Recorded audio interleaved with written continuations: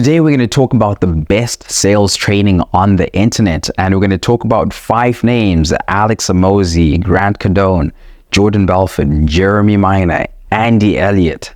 So these are 5 names I should know if you are into sales. If you're a serious sales guy, or you need to be able to know these names and know exactly what they're about.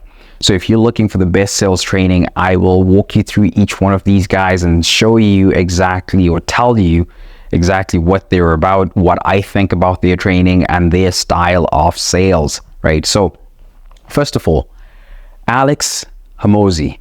Alex is a phenomenal guy. And I think Alex is a great sales guy, but what makes him a great sales guy is because he's a phenomenal marketer as well. He's great at marketing. So when you do such a great job with your marketing, your sales become easier, right? So Alex understands sales and he understands business. Let me put it this way. Like, he understands business. He doesn't just look at sales as just one skill that he has to be able to do, but he understands how marketing ties into sales, how sales ties into the service that he's providing, and how referrals tie into his business, and how it ties into profit, how it ties into the lifetime value of his customers. Like, he understands all of those things. So when he approaches sales, it's at such a high level that for anyone who's just thinking about, okay, sales, what do I need to sell? What do I need to do to sell? Like, he's at a much higher level. But the great thing about Alex, he's able to break down complex things into easy, understandable things. So it shows that he's done his time, he's done his research, and he understands what he's talking about, right? So he's also, and keep in mind, if you're a sales rep or just a sales guy, keep in mind that majority of the time, Alex is talking to business owners, right? So Alex's audience is business owners. So he's talking about things that are incorporating the entire business all the time. But definitely still listen to Alex, because I think it will add to your depth in conversations, especially if you are into B2B sales. You will also understand what a business owner might be thinking about when they're thinking about sales, or if they're thinking about different products or different things that could impact their revenue and their bottom line. So it's good to listen to Alex and just broaden your own understanding of sales when it comes to B2B sales, right? So great guy to listen to and take notes from. And then we have Grant Cardone. So Grant, controversial guy, right? So Grant is very controversial in terms of his personality. So if you followed Grant, they call him Uncle. If you followed Grant, like since, I guess, like when he first started, you know what Grant is about, right? And I think respect to Grant, because he started with sales like a long time ago, right? And up till today, he's still relevant. So I think the guy is doing something, right? He's doing something well. And I think part of it's also being controversial that helps him stay relevant. But I think the thing with Grant sales training, it's like, I think it's outdated. Let me put it that way, right? It's outdated. He started a long time ago. I think with some of his material, it was like, okay, use this line to close a sale. Okay, get the client to sign here. Here's a pen. Those tactics to close someone. I think in this day and age, with so much information and prospects understanding the landscape and consumers being more smart, they know, they can smell that, hey, okay, this is just a guy who's getting me to sign this. And so I think a lot of times you need to align yourself with the prospect. It's not just about using those lines, right? So Grant, the thing that I really liked about his training or his way of sales is a volume, right? A volume, numbers game, right? He drilled that into me, like numbers game,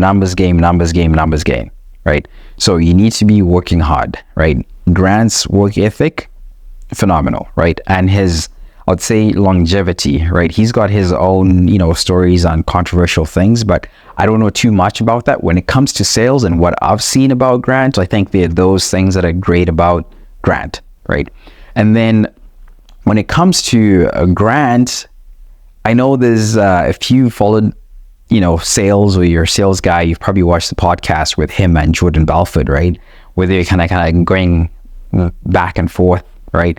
And so I think Grant, Jordan, it's not fair to compare the two guys, right? To say who's the better sales guy. It's a matter of difference in approach to sales, and there's no right way, right? One way to sell something, right? It comes down to your personality, how you communicate with people, right? Personality is involved in this, right? But one thing that I think when it comes to Jordan, no one can take away from him is the gift of the gab. So Jordan has the gift of the gab. Hands down, most talented guy when it comes to talking. And when I say talking, it means tonality, right? Pacing, right? How he positions things, right? His certainty, I've seen a lot of people, a lot of salespeople, right, sell stuff, and I've heard a lot of salespeople sell stuff, but Jordan, by far, boom. I think this is the thing. It's like with great power comes with great responsibility. So Jordan ran into some trouble, or keeps running into some trouble, right? Because he's so good at it. And I think he understands human psychology to a certain degree, but I think he just keeps getting mixed up with the wrong things, right? So for him, I think the thing to take away is just understanding the tonalities of language patterns, right? Those are real things that he understands. So the question now is just on, the ethical side of the things that he's trying to sell, right? Because even if you're a great salesperson, you need to have ethics and empathy for the people that you're selling your solutions to. You should be providing a solution to a problem, right? So that you help the client, not only help yourself, right? There has to be a balance between the two, right? Because a lot of times when you start getting into high ticket sales, you're selling things that impact people's livelihoods, right? So you need to take that seriously and be responsible, right? You need to be responsible. That's the thing that you need to do.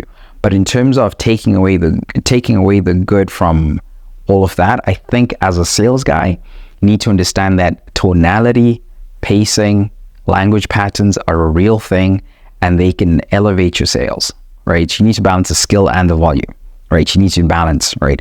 You don't feel like you're working as much because you now understand the tonality, the patterns, right? You sell effortlessly, let's put it that way.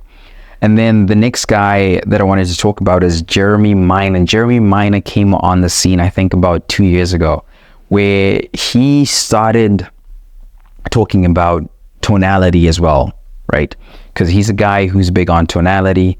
And I think for Jeremy, he's a guy that I think is best suited for high ticket sales. So when you're talking about high ticket sales, you're talking about products or services that have a long sales cycle, right? So he's great at question asking.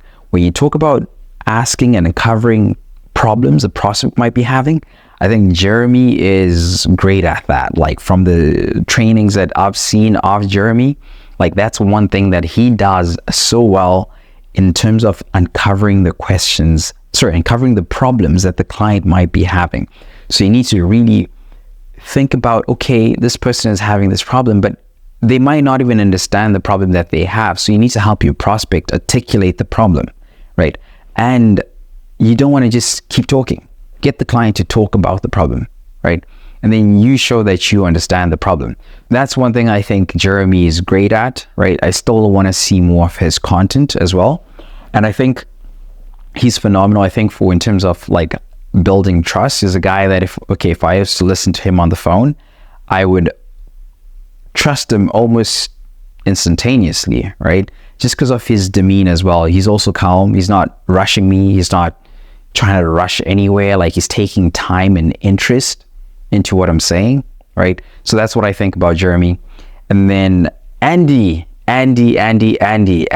is, I think, one of the GOATs for sure, because Andy has this way of approaching conversations, and I think Andy's such a face-to-face guy.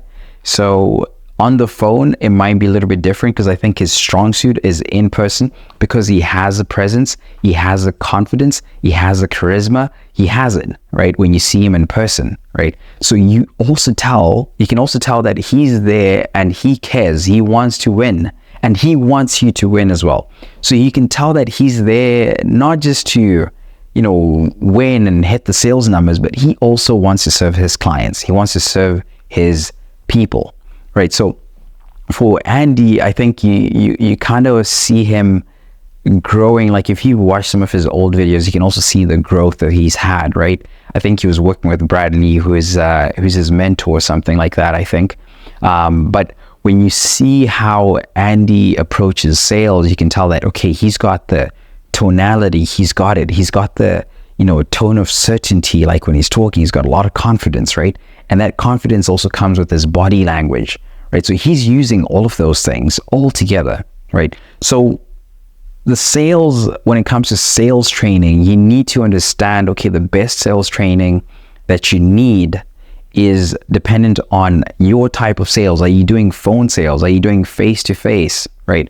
Are you working with a long sales cycle? Are you working with a short sales cycle, right? Let's say if you're a sales guy, you're selling in a car lot, you are going to be able to try and close someone and lock someone within that interaction, right? Because the moment that they drive off the parking lot or they leave the parking lot, you might not see that person again, and that sale might be gone, right? So you need to try and lock that person in and figure out, okay, do I have the thing that they're looking for, right? So those are the things that you want to be able to think about and take different elements, right, from each of those sales trainers and now combine with what you already have. So see what you're missing in your own tool belt, in your own arsenal of sales skills, and figure out, okay, what can I take from each one of these people?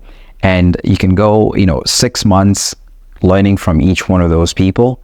And then by the end of it all, you're going to have the most success that you've ever had, right? Because part of being a great salesperson is being able to understand things from different perspectives and also continuously learn, right? You want to continuously learn and be able to pick up a single thing that you think this person is great at, right? Like the best people, pick the best things about them, right? Go to the next person, pick the best thing about them. Go to the other person, keep on doing that. And in a space of 2-3 years, you're going to be the top, right? You're going to be at the top, right? So that's my opinion and my take on the best sales training on the internet today. So let me know what you think in the comments. Talk to you guys in the next video.